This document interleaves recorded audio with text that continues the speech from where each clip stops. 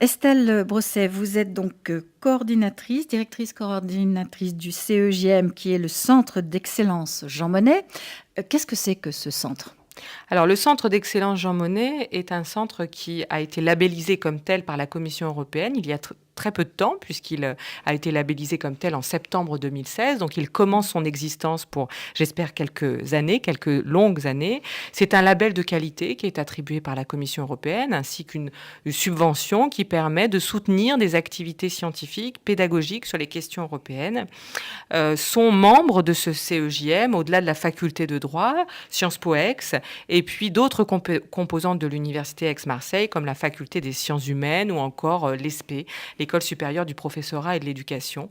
Donc le principe, c'est de réunir des enseignants-chercheurs qui, dans chacune de leurs disciplines, ont travaillé ou souhaitent travailler sur les questions européennes pour créer des synergies entre ces équipes de recherche ou ces enseignants-chercheurs. Donc vous avez dit que ce centre d'excellence Jean Monnet est récent. Il en existe plusieurs en France et dans d'autres pays ? Oui, il en existe d'autres en France. Il en existe un, par exemple, à Rennes.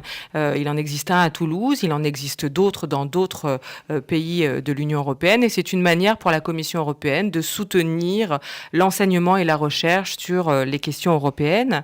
De notre côté, à l'Université Aix-Marseille, il y avait déjà un très grand nombre de chercheurs, d'enseignants-chercheurs qui avaient reçu des chaires Jean Monnet, des modules Jean Monnet, et donc des labels de qualité de la part de la Commission européenne. Il y avait donc une très forte logique à ce que nous devenions Centre d'Excellence Jean Monnet. Alors vous travaillez plus particulièrement sur quel sujet au centre ? Alors le Centre d'Excellence Jean Monnet s'intitule l'Europe au Sud, avec toutes les dimensions que cet intitulé peut impliquer, tout à la fois une dimension plus immédiate qui est de s'interroger sur les relations entre l'Union européenne et ses partenaires de la Méditerranée, qui est, on va dire, la dimension la plus immédiate à laquelle on pense, mais aussi c'est de s'intéresser à d'autres thématiques dès lors qu'elles sont hébergées, dès lors qu'elles sont réfléchies par nos équipes de recherche qui, par nature, sont au Sud.